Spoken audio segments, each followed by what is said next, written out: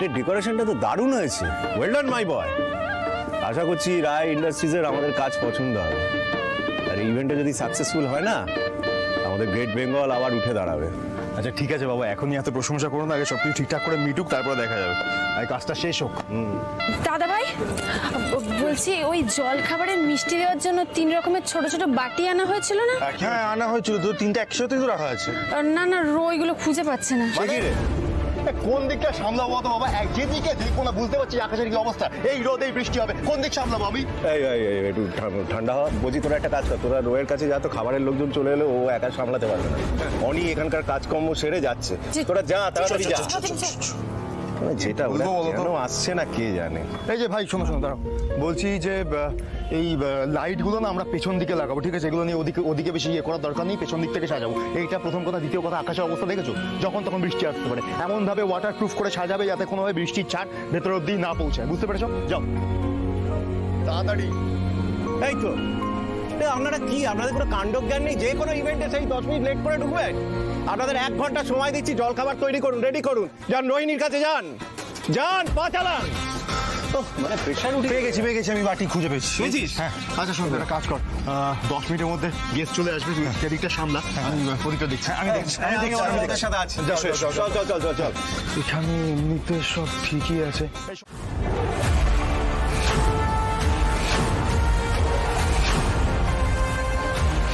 মানুষ মারবে ড্রাইভ করছেন? আরে চেঁচাচ্ছেন কেন? আস্তে কথা বলুন। আপনাদের মতো লোকজনদের না মুখে কথা বলতে হবে, মেরে কথা বলতে হয়। তুই এখানে কি করছিস?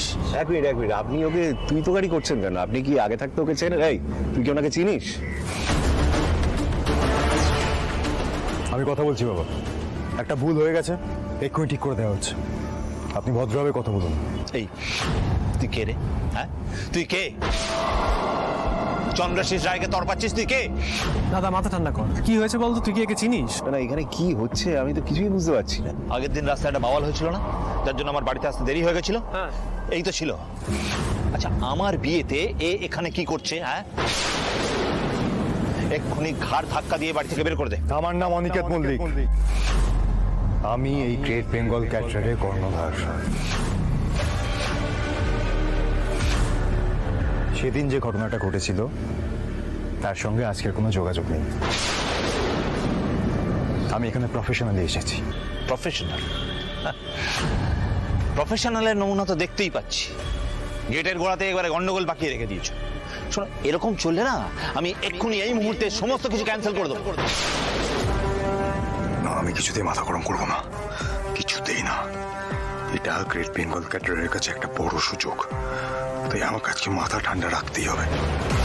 নাহলে আমিও দেখিয়ে দিতাম অনিকেত মল্লিক চাইলে কি করতে পারে।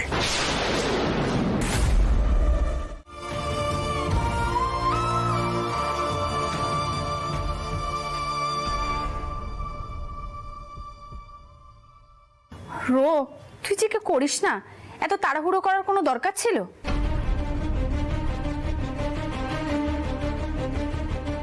বড় মামা কোথায় গেল? এসো। বাবা তো ওইদিকে গেল। আরে আমার এত টেনশন হচ্ছিল, তার মধ্যে বাবা কি করি বাবা, তুই একটু দেখে করবি না? এরকম ভাবে হাতটা, আপনার হাতটা পুড়ে গেছে। আরে রাখুন তো, আপনার একটা লুচিও ভাজতে পারেন না ঠিক করে, শুধু তো হাতটুকু পুড়েছে। আর এই যে কাপড়টাও তো জ্বলে যাচ্ছিল, এক্ষুনি তো গোটা বিয়ে বাড়িতে আগুন লাগিয়ে দিতেন। ধুর, আপনাদের এই কাজটা দেওয়াই আমার ভুল হয়েছে। ওদিকে রান্নার ঠাকুর হাত পুড়িয়ে বসে আছে, এখন রান্নাটা কি করে হবে? আর ওই যে জল খাবারের লুচি তরকারি কখন খাবে লোকজন? আপনি এরকম ভাবে কেন কথা বলছেন?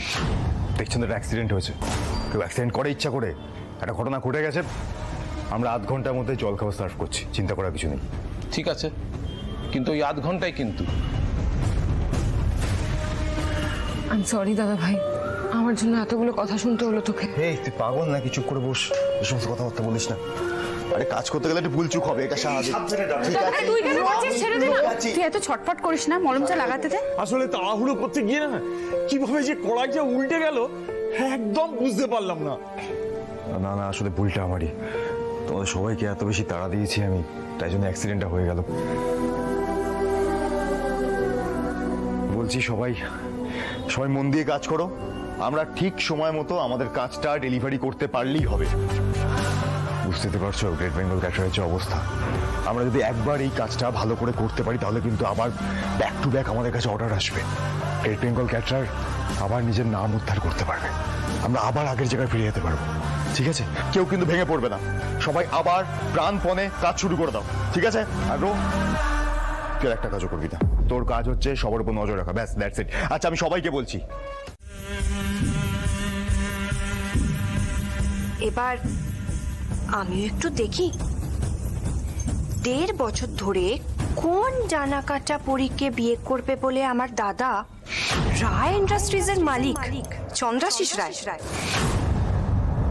একেবারে ধনুক ভাঙা পণ করে বসেছিল।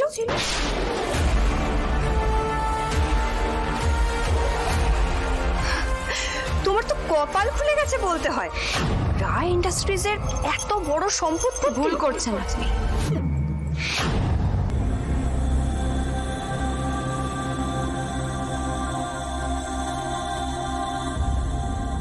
কপাল খোলার কোনো প্রশ্নই উঠছে না। আপনি আমাকে চেনেন না, তাই হয়তো এই কথাগুলো বলছেন। আমি আপনাকে জানিয়ে রাখছি, আপনাদের এই এত বড় সম্পত্তির জন্য না আমি আপনার দাদাকে বিয়ে করছি না।